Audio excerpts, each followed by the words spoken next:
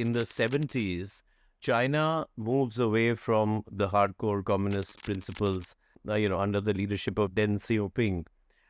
But India kept holding on to socialism.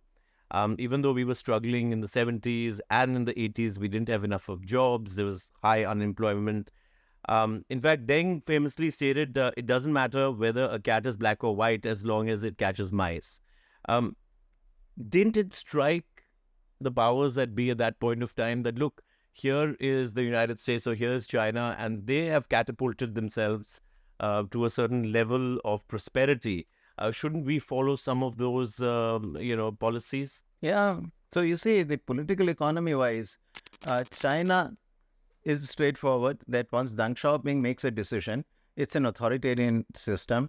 If Deng Xiaoping says, okay, now we are going to do things differently, there may be some internal opposition, which he did have. But given the governance structure, it was a lot easier for him to start switching very quickly. Also, the effective markets were not as inflexible in China as they were in India. Labor markets, for example, were quite flexible. Multiple shifts could be run. Night shifts could be run. Women could participate in production activity, including in the night shifts. Hiring and firing was permitted. So labor markets were flexible. So China could very quickly reorient even its production structure to a lot more labor-intensive sectors. And very quickly in the 1980s already, products like textiles, clothing, footwear became its leading exports. Now, in India, we were in a democratic system, and socialism, because of the inheritance of ideas from previous generation to the newer one and from the newer one to the next newer one generation, this stranglehold of socialism remained with the people. And so the consensus really in favor of any kind of change was simply not there.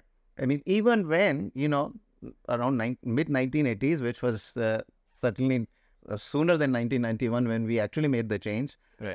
Rajiv Gandhi came along, who really did want to change. I mean, he had been an airline pilot. Right. All his life, had stayed away from politics until about 1980 or 81. So he had seen the effects of socialism from the other side, from the receiving end. Right.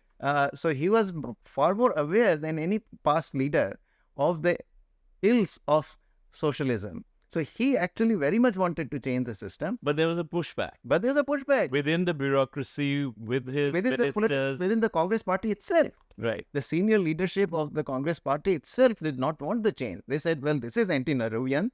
Socialism is integral to the Nehruvian philosophy. So how can we get away from it? So, Rajiv Gandhi, in the first budget, 85-86 budget, does introduce very far-reaching reforms. They get implemented. But after that, in fact, within the middle of that year in which he had announced these reforms, he is very much captured by the senior leadership of the Congress, which says that no, the Congress party cannot move away from socialism. And, there is an AICC, All India Congress Committee session in, I think, May of 1985 in Mumbai, I think, where then in his concluding speech, Rajiv Gandhi is paid to actually say that we subscribe. Congress seems to be very tempting for politicians to do that. I mean, if Rajiv Gandhi couldn't do that in the 80s with a mandate of over 400, I mean, he had over 400 MPs, which was a massive mandate that, I mean, no other prime minister in India has ever got that. And then there's this pushback, and you talk about this indoctrination of socialism and certain communist ideas in the bureaucracy, and you say that's a continuing legacy, which till today we have it. Yes. So why do you say that? I mean, we have liberalized quite a bit, but not enough, in your view. Well, you see, you can see that we started in 91. So it's been 33 years since we started, and there is still some of the changes that had been made under Prime Minister Indira Gandhi still have not been reversed and need to be reversed, meaning that, they're very much in the socialist. Which ones are they? Well, labor laws. Right. The Industrial Disputes Act in particular, which restricts the right to hire and fire of the employer in any enterprise that's more than 100 workers.